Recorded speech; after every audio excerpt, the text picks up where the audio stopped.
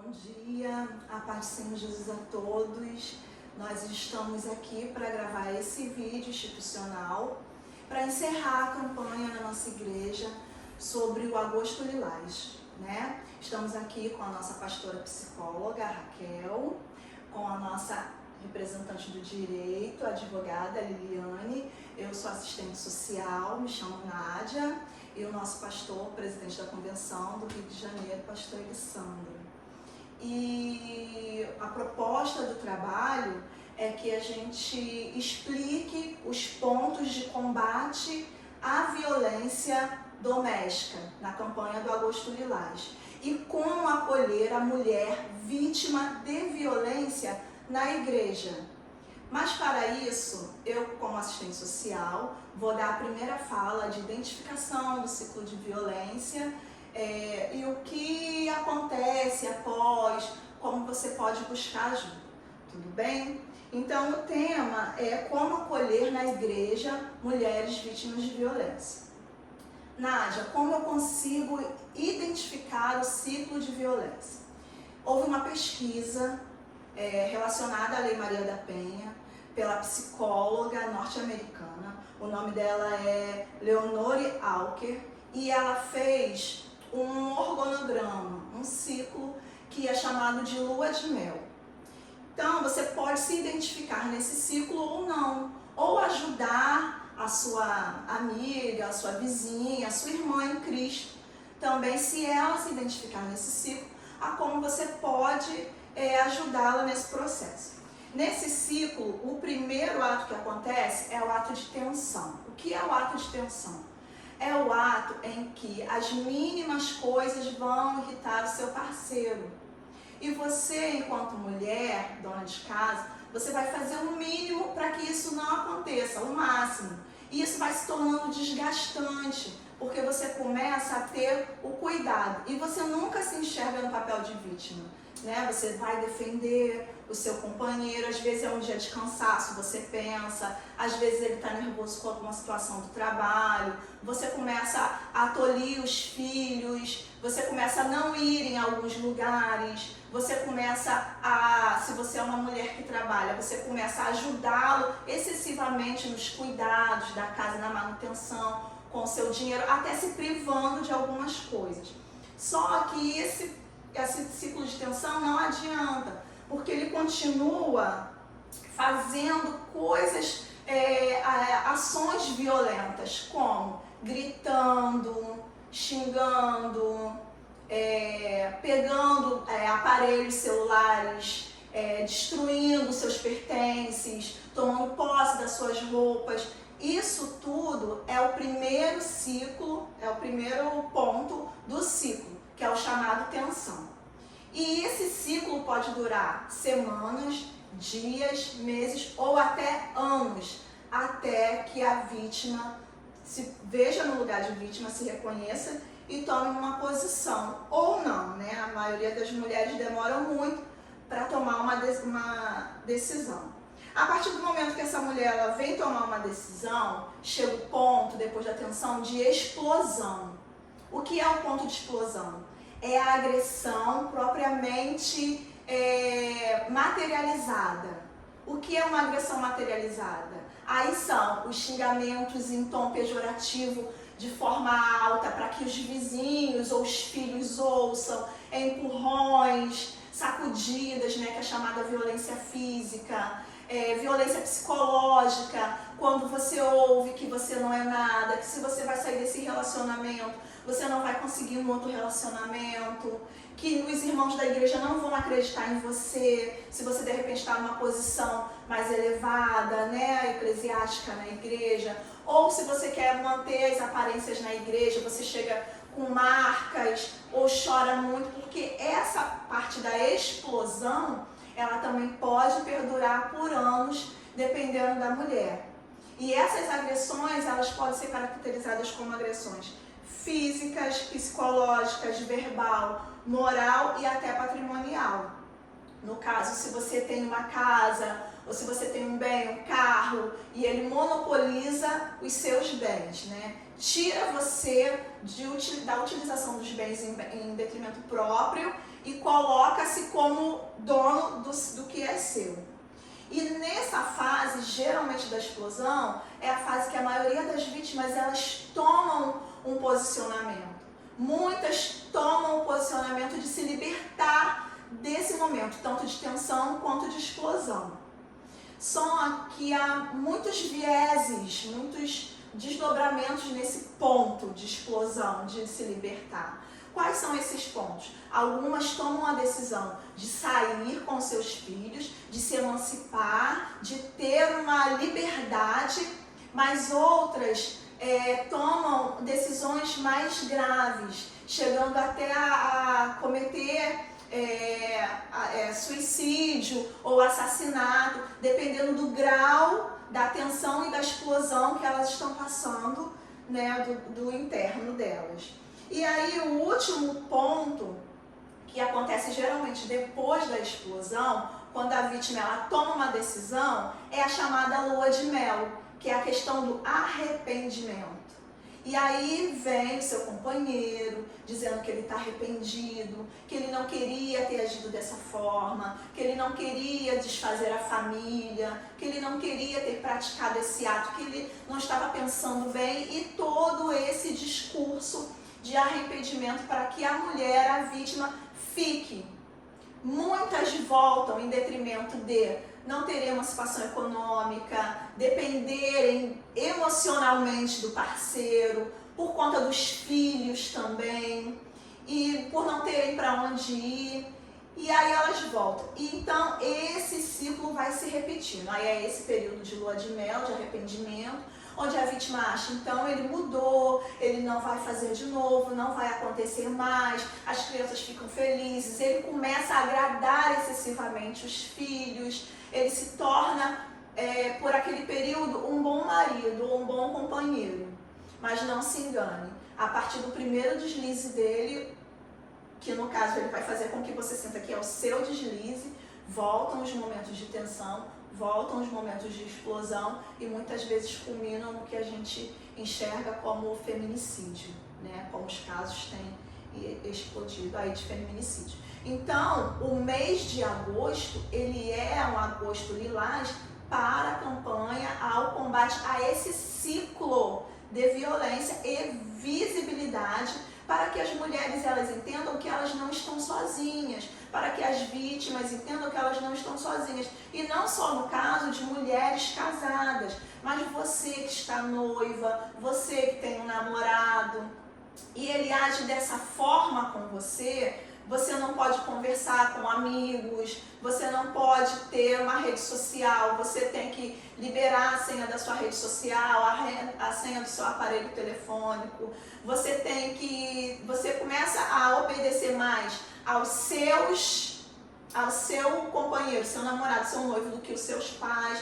São sinais que você tem que ficar atenta. E no momento do casamento ele não vai mudar. A tendência é que esse ciclo se instaure no seu relacionamento e piore. E onde buscar ajuda? Nós temos vários meios, você não precisa só buscar ajuda. Eu não quero denunciar porque eu não quero prejudicar, ele é o pai dos meus filhos. Você não precisa ir a uma delegacia efetivamente. Você pode buscar ajuda nas clínicas de família, nos hospitais. A igreja é uma porta aberta para você buscar ajuda, porque aí você tem as casas aqui no Rio de Janeiro, né? Nós temos a Casa de Apoio à Mulher, com vários benefícios que a mulher pode usufruir, como cursos preparatórios para que você seja emancipada financeiramente, Rio Card, para que você possa estar fazendo o seu trajeto, né, para os seus cursos ou para o seu trabalho, assistência jurídica nessas casas você também tem. E isso tudo são casas públicas, do aparato da assistência, do aparato que o município do Rio de Janeiro ele disponibiliza para você, tanto na saúde, como na assistência, como no direito. E aí, no término desse vídeo, do Institucional das Falas, a gente vai estar também disponibilizando esses locais, tá, os links, tudo direitinho, para que você possa acessar essa rede. E agora, com a fala, a nossa advogada, a Liliane, ela vai falar sobre as questões da mulher, quanto o direito que ela tem e quando tem filhos, o que fazer. Bom dia. Então, a Lei Maria da Penha, ela foi editada pelos legisladores e foi sancionada pelo presidente na sua gestão com a finalidade de coibir as práticas delituosas em face da mulher no ambiente doméstico, sendo que sempre matar, quebrar pertences pessoais, sempre foi crime, sendo que essa lei ela criou um amparato para criar no judiciário o juizado da violência doméstica, que é um juízo especializado quanto a essa matéria. Ela não vai mais por GCRIM, como ia antigamente, criando também dos funcionários um amparato, um acolhimento melhor para a mulher vítima da violência. Sendo que a lei hoje ela é bem efetiva nas suas medidas. Sendo que muitas das vezes a mulher ela pede a proteção do Estado, mas ela recebe um telefonema, uma ligação, ou até a família do próprio agressor, que muitas das vezes ela é conivente com o agressor, ela justifica a agressão e com isso muitas das vezes as mulheres são vítimas de serem queimadas vivas, facadas, por isso que em atendimento sempre deixa específico para a mulher, não vai, porque se ele fazia isso quando estava casado, hoje que você denunciou, provavelmente seja pior o que ele vai fazer com você. Tem inúmeras leis hoje, não só a Maria da Penha, mas tem a lei da Carolina Dickmann, que é os crimes cibernéticos, vazando fotos, vídeos íntimos, ou até mesmo quem trabalha com segredos industriais, ou de firma, que não pode ser quebrado, isso tudo é crime. E tem a lei do feminicídio, que o homicídio sempre foi crime, mas essa lei ela veio trazer o quê? Veio majorar a pena, aumentar a pena, tornando o crime vítima, a mulher vítima, no ambiente doméstico, uma qualificadora, ou seja, qualificando o crime, a pena dele é maior. O governo ele veio fazer isso para quê? Para tentar cessar esses crimes. Por quê? Porque a pena ela não tem só o caráter punitivo, ele tem um caráter pedagógico. Como eu falo para uma criança, se você fizer isso, você vai ficar de castigo. Da mesma forma, é assim que o governo traz.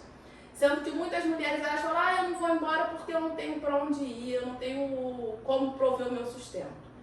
Você indo à delegacia, você relatando isso tudo para a autoridade policial, ele nas medidas protetivas, ele pode pedir o afastamento do lar do agressor e ficando comprovado que você deixou de trabalhar ou não trabalhou, não exerce atividade remunerada laborativa, o juiz, você pode informar isso e assim, pode ser deferido nas medidas protetivas liminarmente ou no juízo de família, que o agressor ele preste alimentos por um determinado período de tempo a ser arbitrado, definido pelo juízo, para que você tenha capacidade, tenha tempo de ser reinserida no mercado de trabalho. E os alimentos das crianças, até eles terem maioridade, em caso de crianças que possuem deficiência física ou mental, até o fim da vida. E morrendo, sendo ele assegurado, recebendo algum provento de algum órgão, esse provento passa para a criança na sua integralidade, conforme prevê as leis. E da guarda também das crianças. Verificando isso também, nas medidas protetivas, liminarmente, o juiz ele pode sim deferir conforme vai ser a visitação ou a guarda de quem vai ficar, sendo que é liminar. O ideal é você depois ingressar com a ação judicial, regulamentando os alimentos, regulamentando a visitação, que aí vai ter toda uma equipe de psicólogo, assistente social, que vai apurar os fatos e ver se é possível manter a convivência do menor com o pai agressor. Sendo que a convivência do menor com o agressor, com o pai, é um direito do menor, não é um direito do agressor. sendo que o direito do menor ele se sobrepõe ao direito dos genitores. Sendo que para uma manutenção de uma boa convivência do desenvolvimento do menor, a Constituição Federal, no seu artigo 227, ela garante ao menor a convivência com todo o seu parentesco familiar, avô, avó e tios. E quanto à regulamentação da guarda, aí sendo apurada através de estudos dos peritos, a guarda sempre é concedida a quem tem melhores condições de gerir a manutenção e a criação da criança. Sendo que a guarda ela pode ser concedida unilateralmente a um dos genitores ou pode ser compartilhada entre ambos os genitores. Sendo que isso é só possível através do processo que vai ser apurado entre as partes e ficando constatado que o genitor agressor ele não tem condições de manter a visitação com a criança, o juiz pode até mesmo conceder a visitação supervisionada, ou seja, acompanhada de algum parente da família ou assistente social a ser indicado pelo juízo para que a criança mantenha o convívio com seu genitor, se houver algum empecilho que impossibilite a convivência direta com o genitor. Mas é um direito do menor e a mãe que ela cria embaraços, denigre a imagem do pai, seu pai é isso, seu pai é aquilo. Isso pode ser configurado uma alienação parental. É configurada ali entrando com uma ação, ficando caracterizada realmente que houve alienação parental, o juízo para essa mãe que está cometendo alienação parental, ele pode arbitrar multa, pode advertir, ele pode, daquela guarda que era unilateral da mãe, ele pode ampliar a guarda do pai, compartilhando a guarda entre os dois genitores, ou até mesmo ele pode aplicar a pena máxima da lei da alienação parental, que é retirar a guarda dessa mãe e conceder ao genitor. Sendo que todo direito que nós adquirimos também uma obrigação. E toda violação de direito é resguardada pela legislação. Sendo que nós, genitoras, nós não podemos nos tornar também agressores de nossos filhos.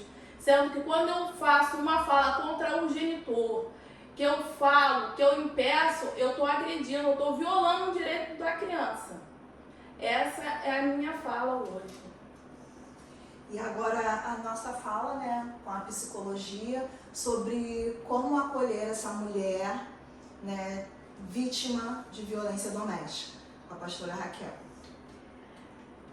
A questão da violência doméstica, ela realmente permeia muitas mulheres e, infelizmente, a gente fica meio que com a vista obscura quando não há marcas, esquecendo da violência que também é invisível.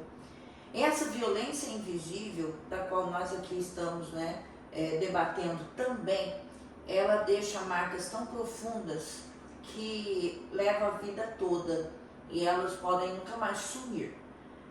A gente, quando acolhe uma mulher que ela é vítima, né, a gente nem tenta, a primeira coisa é fazer ela reconhecer que esse lugar de vítima, ela pode sair dali.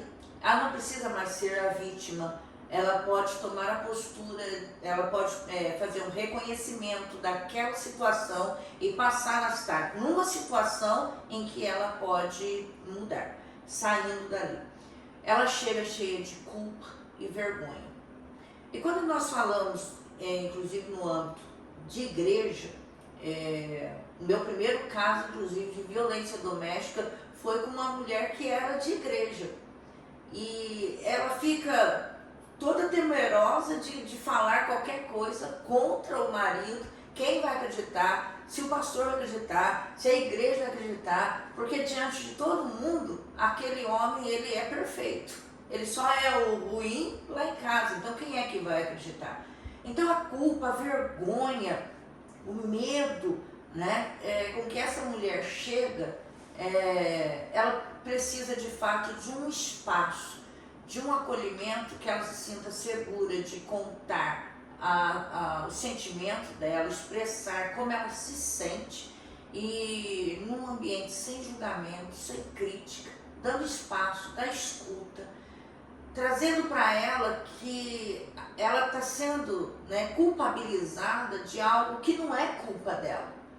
Mas diante de tudo que, né, nós ouvimos aqui e da vivência em casa, da qual ela acaba recebendo essa culpa da outra pessoa. Fiz isso porque você fez aquilo, isso é resultado daquilo que você me provocou, você me deixou, você me fez perder a cabeça, coisa desse tipo. E ela vai recebendo essa culpa, então ela chega carregada de culpa.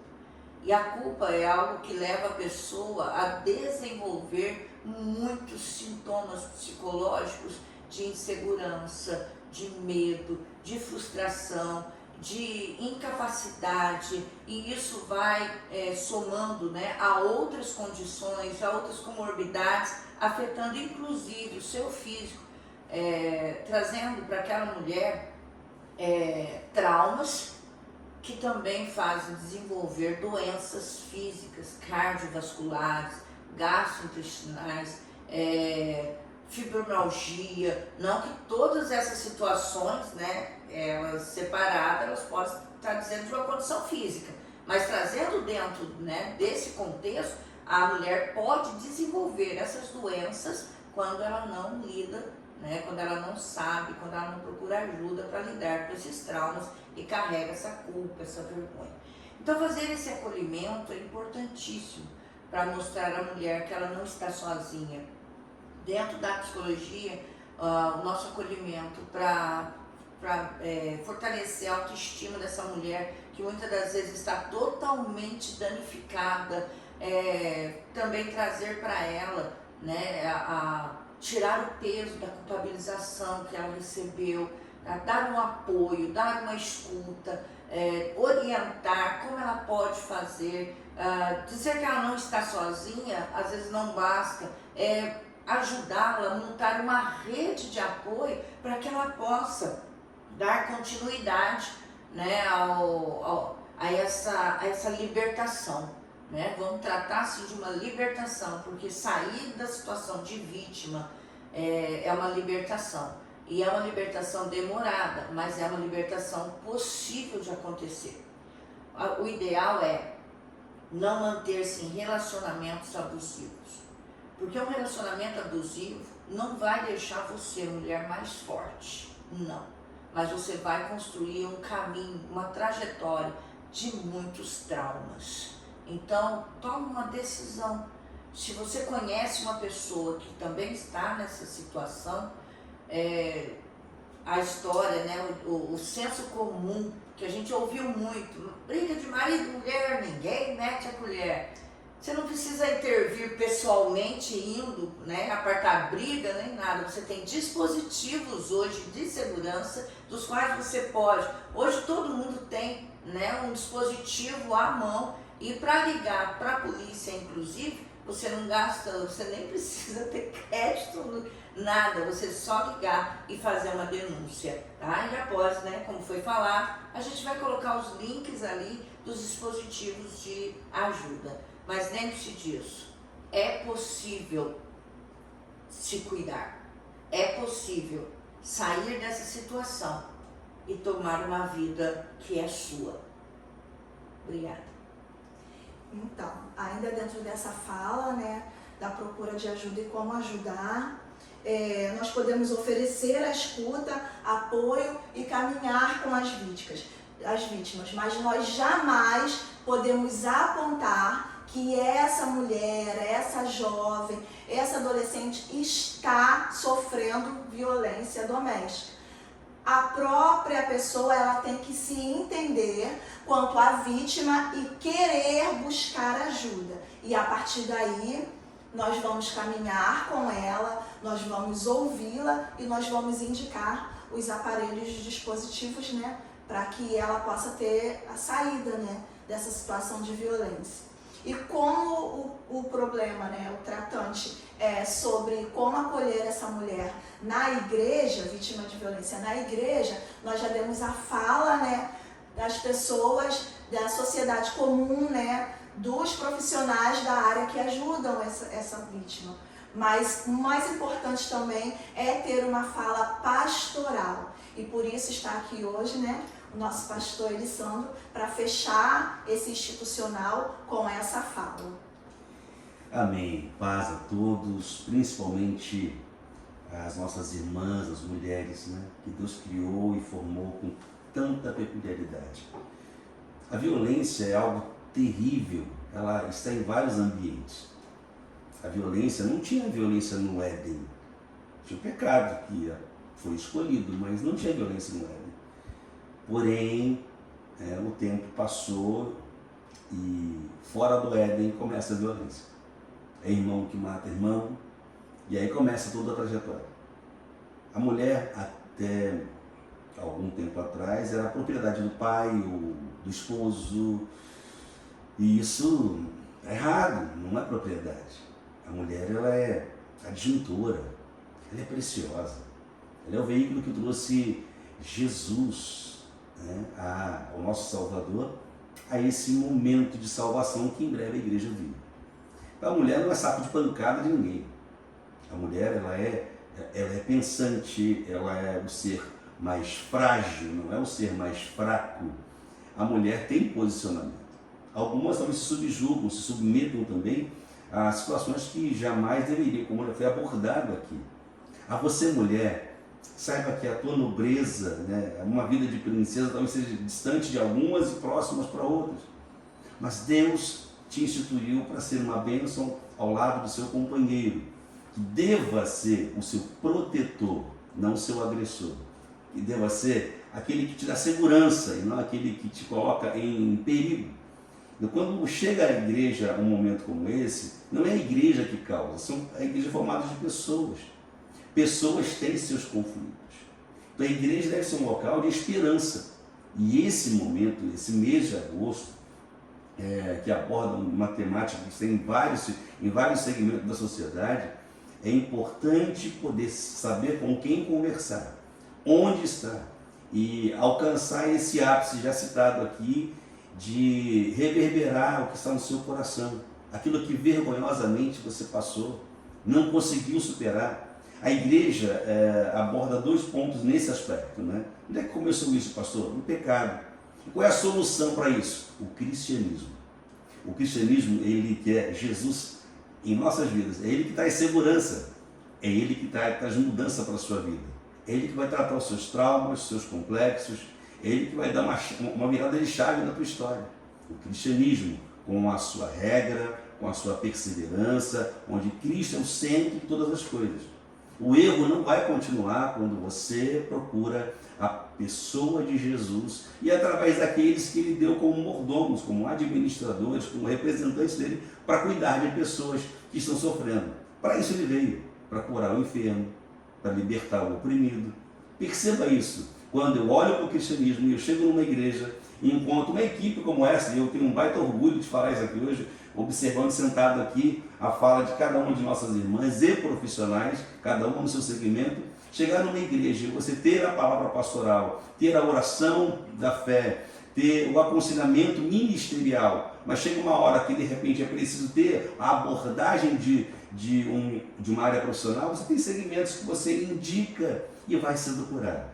Pastor, eu não tenho na minha igreja, mas alguém deve ter, pode te ajudar. Aqui nós seríamos para te ajudar de imediato, mas em outros lugares eu quero me colocar aquele que não tem, sempre alguém proativo e produtivo para te ajudar.